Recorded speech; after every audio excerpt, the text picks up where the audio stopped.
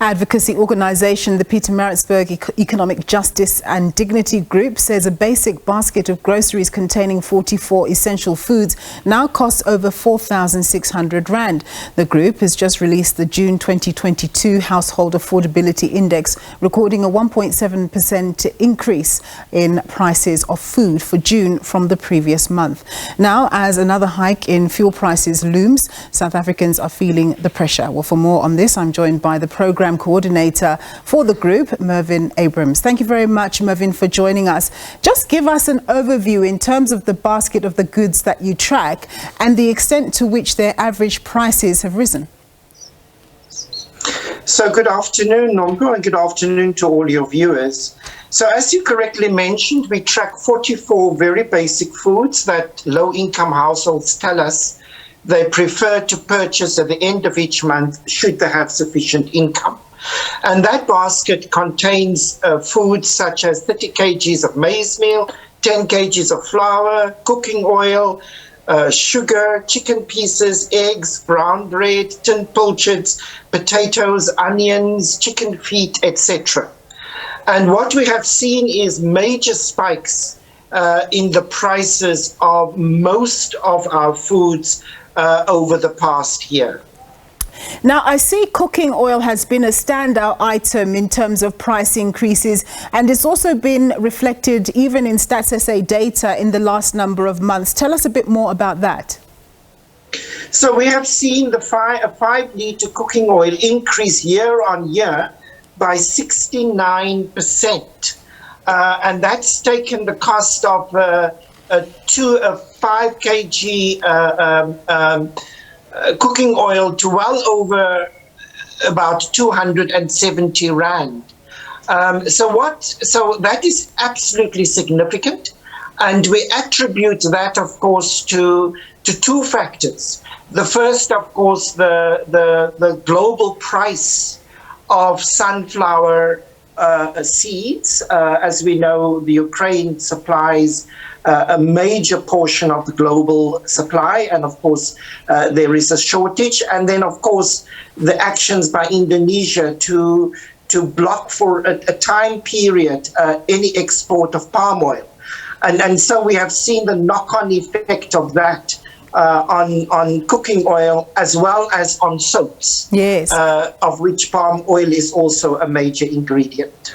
Now, you designed this index to give a better or clearer picture of the grocery shopping experience of the majority of South Africans. What's your feeling about people's ability to afford the basics, especially as other expenses are going up? So, yes. So what we are being told in our focus groups across the country, because we track in Johannesburg, in Durban, in Pietermaritzburg, in Cape Town, and in Springbok, across the country, women tell us the following story, that food is prioritized fourth in the household budget. So the priority is transport. They have to get the worker to and back from work, otherwise that wage is lost. Then it is electricity that is prioritized second. Third in their list of priorities is debt servicing, because money runs out after about 10 days to 2 weeks, and then they have to live on credit, and only then do they purchase food. So what is in fact happening is that, of course, transport costs are escalating with fuel costs. Taxi fares have gone up by about 3 rand a trip in some parts of the country, and so that has put immense pressure. Secondly, we have seen electricity increases of around 9.6% in some municipalities. And we have seen, at least if we look at the Reserve Bank, already 100 basis points this year thus far. So the food budget has been eroded by all these other expenditures. And then on top of that, the price of basic foods have also increased, which has meant that the shopping basket that people are coming home with is getting smaller and smaller and smaller.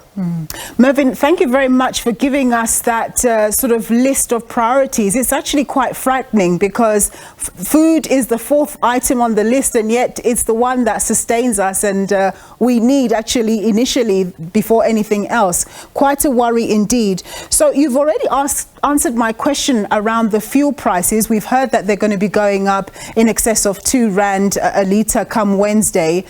Do you think that government actually needs to do more to assist people with their expenses, given the fact that prices are running out of control and people's wages are not increasing at the same rate as their inflation? Exactly, and that is why we believe the government should support particularly those most vulnerable. And unfortunately in South Africa, that's about 50% of our population. And the one instrument that they can do that, of course, is to ensure that the 350 grant of relief gets paid out on a regular basis and reaches as many households as possible, because we have seen in COVID that even though it is extremely low, it does keep hunger away from the door. So we would consider that as state support to be of extremely needed at this point, because we know that there is a direct connection between household food insecurity and societal stability. Yeah. When food security increases, the risk of social instability increases at the same time. Quite a concern that you talk about that 350, Mervyn, because it's not even 10% of the 4,600 rand basket that you've referred to for the month of June. But thank you very much, sir, for your insights. That was Mervyn Abrahams. He's the project coordinator at the Pietermaritzburg Economic Justice and Dignity Group.